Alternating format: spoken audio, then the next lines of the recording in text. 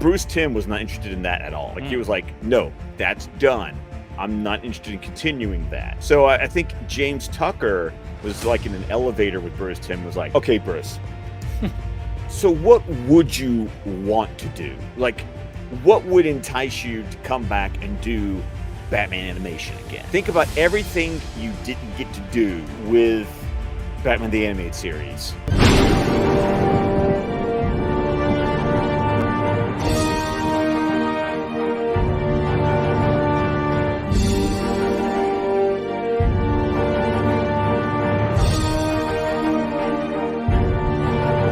Right now, we're going to talk about the new animated trailer that we got today. And we've been talking about it on the, we've been talking about the voice casting and all that stuff. But man, we got a nice little trailer today that is Batman Caped Crusader coming August 1st, baby.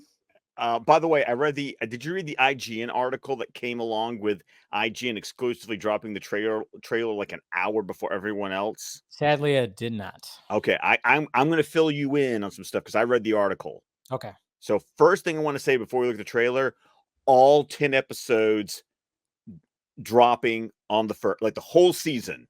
Okay, so no weekly shit. Okay. But that's an Amazon thing. Amazon usually will, on their season ones, will drop everything to get people hooked on the binge model. And then if the show gets picked up for future seasons, they tend to drop them weekly after that. I always forget what the main dude's name is. Hamish Linklater. Linklater, that's right. At first, when with the tease, I was wondering about his voice, but I'm not gonna lie. Like here, his voice is like I thought it was a little too much, but here it's actually like okay, no, it's not bad. It's not bad. Look at this. Look at this tone. Everyone's mind. Oh, the musical score. And the old school tiny radio type of voiceover thing. Yes. Oh, city's gone to hell in a handbasket. Clayface, Firefly. Clayface, right? Yeah, that's Clayface. City's gone to hell in a handbasket. And Firefly. He's breaking the law, ain't he? He's breaking the law, huh? Freak and lock him up. I know, right? I won't say it's going to be easy, but catching criminals is what we... Montoya, and then of course Gordon. Who's voicing Gordon again? Is that Ernie Hudson? I think it's. I don't remember who's voicing Gordon. I thought I read that it was Ernie Hudson. Okay. So this one dresses up like Dracula. There's Barbara. That's Barbara, yeah. Because they gave her red hair. We're gonna take him down. Yep. What do we know about this Batman? This reminds me of Phantasm. He's been beating the tar out of muggers and dope peddlers out there the last few weeks. He's mostly been seen at night driving that hot rod of his 100 miles an hour. I like the Batmobile. I mean, it's very old school. I love that. It's very 40s. He's mostly been seen at night driving that hot. Look at that thing. Yeah. Yeah. It reminds me a little bit, if you go back to what the original Batmobile that was actually just Bruce Wayne, the red Roadster that was just Bruce Wayne's car. Yeah, and then you got the little levers and like the little switches right here that show like toggle switches. He's even attacking our brave police. Nice car. This man is not a hero. He's a criminal. Look at that. And his time in Gotham is I'm guessing that's the mayor. That's Wayne Manor right there. Yeah, I know that's Wayne Manor. It's such a cool shot with that lightning bolt behind it. Oh my god! Mischief afoot. And I will say though, I'm not sure if I like the fact that Alfred is a little tubby. Yeah, I'm like. But once again, going back to the era of comics, that was how Alfred looked in his first appearance. So that's the thing. This is very much like where Batman looks the way Bob Kane drew him in like Detective 27. Yeah. And so right, he did draw him a little portly, huh? Yeah, so so when Alfred first appeared, this is how Alfred looked. So it's just keeping with that golden age period of Batman comics. So yeah, if you might not like that voice. I like it because he's just down here. Yeah, so like I mean, his voice sounds better here, like than like when we got that little tease when he's reading off all the cast members. Yeah. Peculiar. See? Peculiar. There's something more going on here. That all sounds good. It's just like Stone Noir, like voiceover narration. The score. Oh, I love it. That's got to be Falcone. Then we got Catwoman. I love how Catwoman is wearing high heels. That's what I know. I That's get it. like I the get it. original appearance. I Like, I get it, love but it it. just like it doesn't make sense, but I get it. The kings don't run this There's world Harvey. anymore. The There's jester Harley. does. Harley. And then we got Onomatopoeia. onomatopoeia, which was like random, like what? Okay, Yeah, cool. Kevin Smith tweeted about it because Kevin Smith created onomatopoeia on his Did he? Green Arrow run. Oh wow. Oh yeah, no. Didn't even know that. That Green Arrow run that Kevin Smith did is chef's kiss, and Oh, wow. onomatopoeia was a creation. So Kevin Smith tweeted this out and was like, "Dude, onomatopoeia, my guy, he's in there." That's so cool. I love that. He goes, We could be looking at an all-out gang war on the "Oh, streets and by the of way, that Gotham. boat that shot that, it was Iceberg Lounge." Oh yeah. This is a losing battle. 100 other Look at monsters will Two-Face. show up to replace anyone. And you take Bader down. sounds different. I like Bader's sound. Prob- Penguin looks creepy. Yeah. Got everybody Down. here. Who's that? See, with the way it, see, I'm curious because with the It fist almost and looks his like it's Clayface. right. Because he got a fist to the face, and so it's like so know. it's almost like he's playing like a Hugo Strange type, or I don't know. It's just weird. Exactly. That's exactly where my head was going with all of this. Yes. Replace anyone you take down. Probably. Penguin. Was that not Penguin? But now they'll all know I'm Yeah, coming for them. Love that. Oh, And then that. What the hell? Gentleman Ghost. That's what that is. Hey, rewind a little bit. I loved thinking about like my brain, because they said in the article that they even took inspiration from movies that would have been popular in the 30s and the 40s. So like there's even like Batman dueling, probably Gentleman Ghost. They have the dueling scene. It's totally like the Adventures of Robin Hood with Errol Flynn. Yeah. But that also makes me think of the Laughing Bandit from The Rocketeer, which is just a play off of Errol Flynn and Robin Hood. So But now they'll all know I'm coming for them.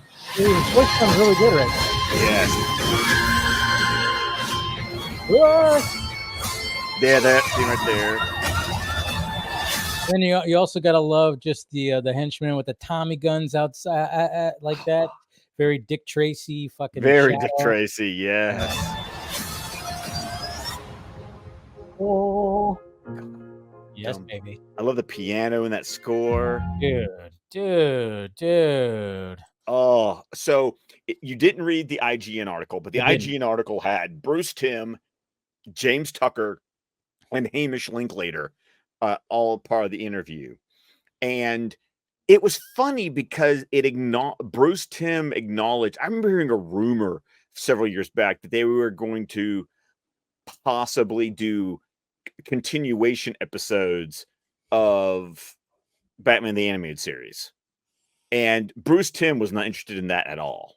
Like he was like, no, that's done. I'm not interested in continuing that.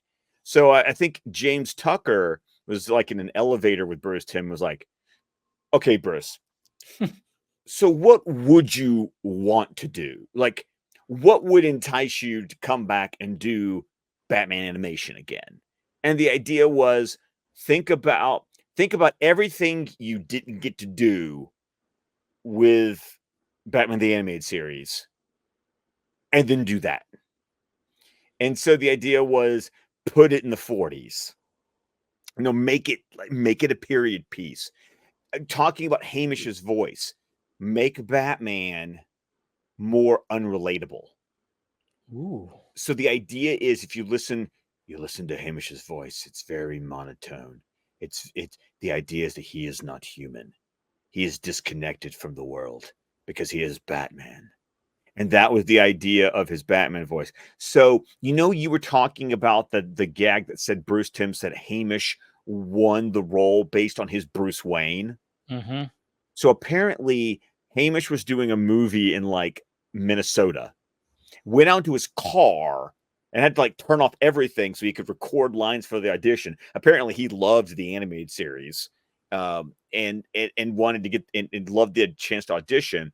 And Bruce Timm said when Kevin got the role back in the 90s, the problem was they couldn't find anyone who could do the Batman voice. So it was the Batman voice that Kevin did that won him the role. Bruce said now everyone could do a Batman voice, but no one had a really interesting take on Bruce Wayne. Yeah.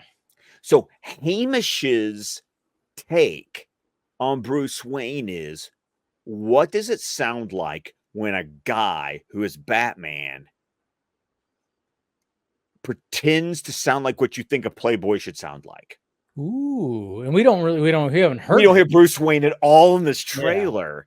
That's what I was like wondering, if we were actually going to hear Bruce Wayne, but no. So basically, so Hamish is going with the fact that he is Batman 24/7.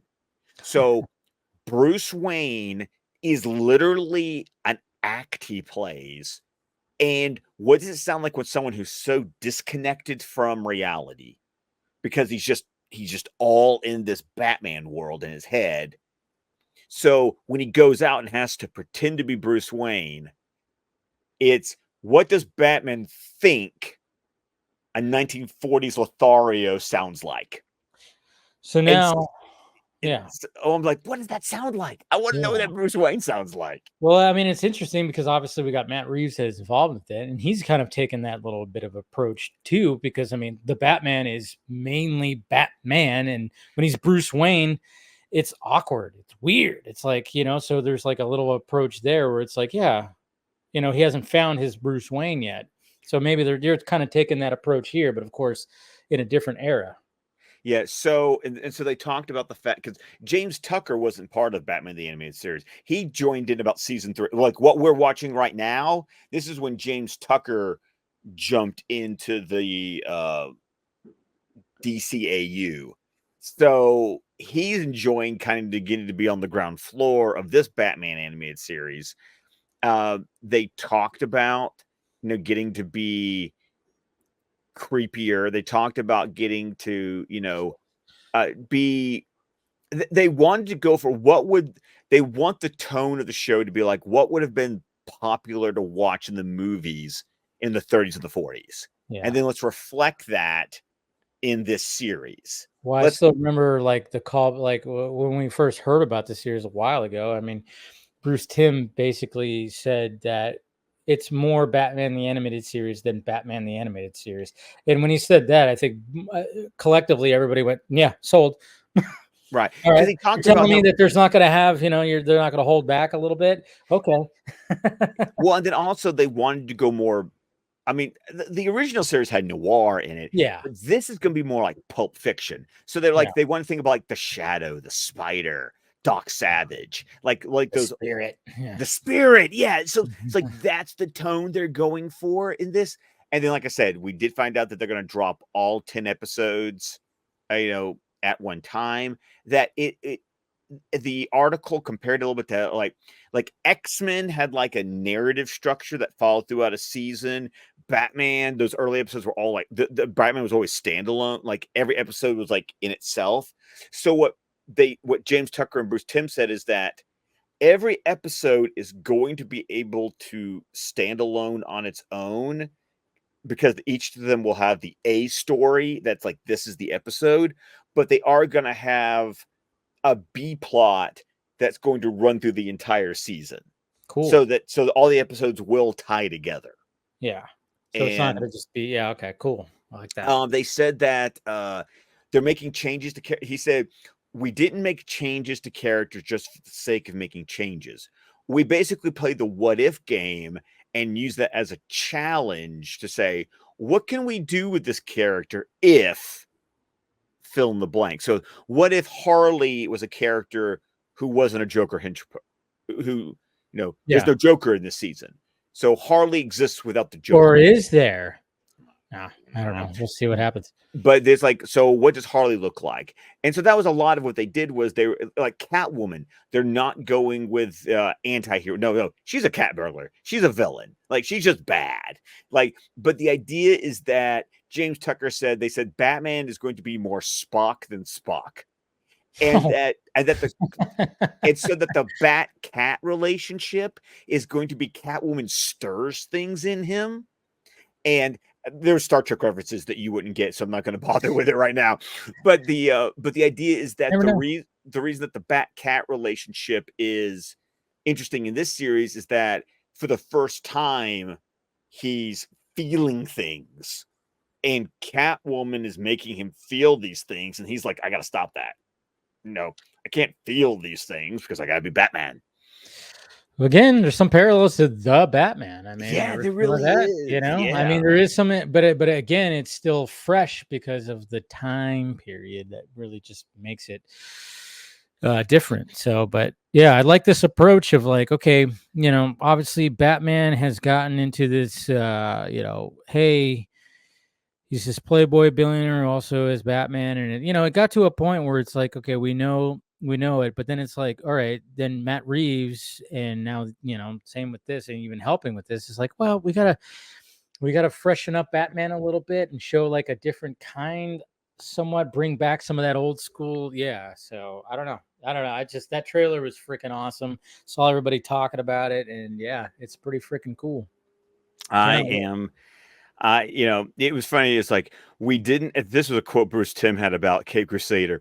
We didn't have the same kind of limitations that we had back in the 90s, where it was made specifically for a children's audience, and we had to worry about making sure they would sell a certain number of toys. Always the toys, Oh my God, I'm so sick and tired of hearing about toys. It's like, what do you think these shows are for? That was the 80s. By the 90s, Wow. that wasn't the thing. And it's just weird. I love the fact that it's like, okay, we don't have to really worry about that now. So it's like, yeah, I mean, the toys aren't like a big factor now. Yeah. you know? But there were shots in that trailer that, you know, there was a sword fighting scene that looked like Errol Flynn's Adventures of Robin Hood. There's a picture that scene of Dent standing in front of his vote Dent that totally looked like Citizen Kane. Yep. You know, that famous image Joycey from Citizen Kane. So Yep. this series is going to be, I feel really good, and I really like Hamish's Batman voice. It really looks like it's going to work for, you know, this series. Yeah. I'm down. I really want to hear what that Bruce Wayne sounds like. I know. Really And I love the fact that they didn't even show it. It was like, oh, I was like, oh, I wanted to hear it, but I'm like, I'm gonna save it. It's okay, save it for another time. It's all about Batman, and they're emphasizing that this is, yeah, like you said, it's gonna be mainly it's gonna be big time Batman, not so much Bruce. But yeah, kind of curious to hear that Bruce Wayne too. So there you go, guys. Jesus Christ. Yeah, it's good stuff. And then